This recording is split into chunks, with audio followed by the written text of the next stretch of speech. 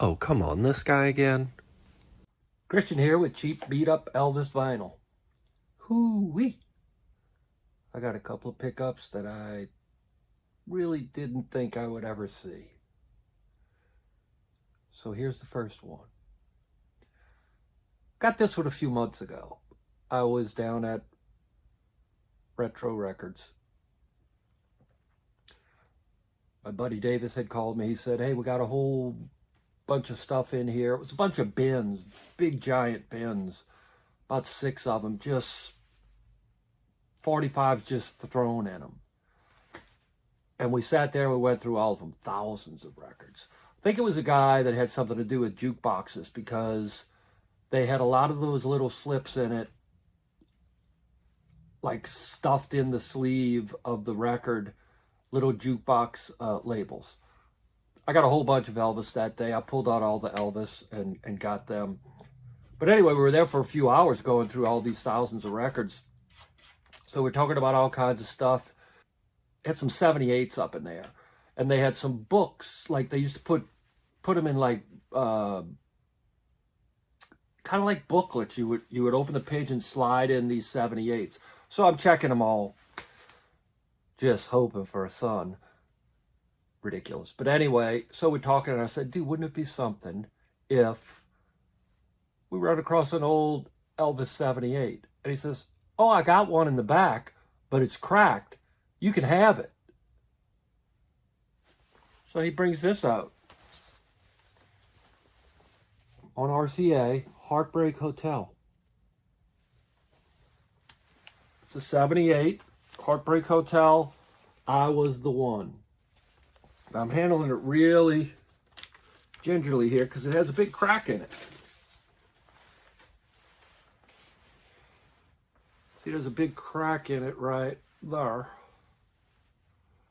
And it goes halfway through the thing. I don't know if you can see that. But anyway. So I got me an Elvis 78. Well, it looks like it goes all the way through. I don't know how this thing's staying together. So I got me an Elvis 78 for free. I was thinking maybe of putting it in a frame.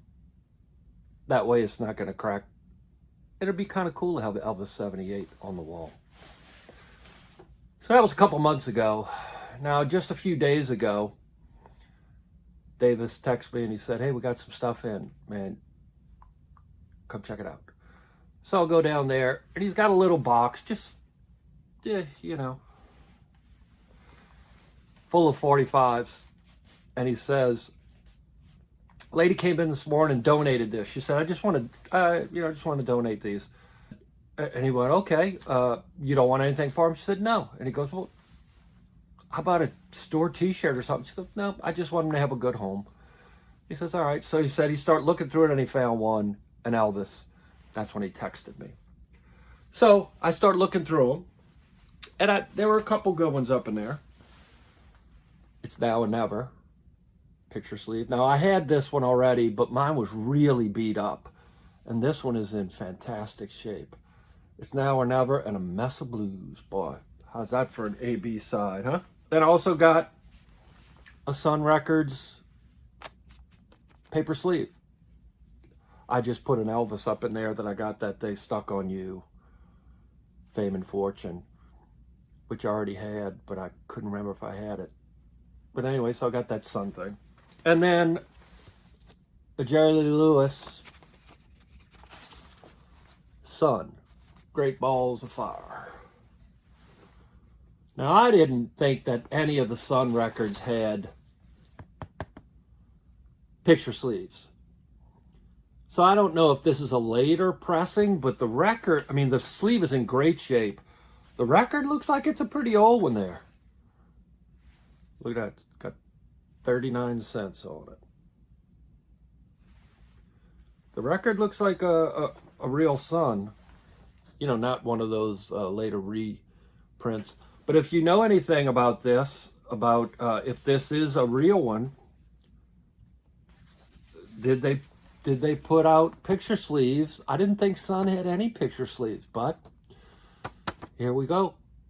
I'm holding it in my hand unless this is a later pressing. So if someone knows, please put it down there for me. Now, I'll save the best to last.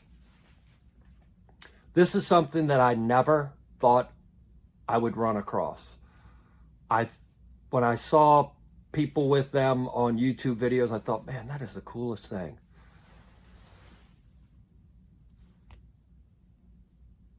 First EP. See, I had the first EP right here.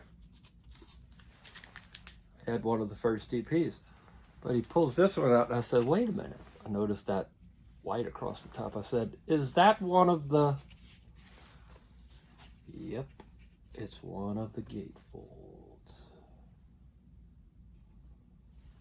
Look at this. I couldn't believe that I ran across it. I really thought this was one that I would just never find.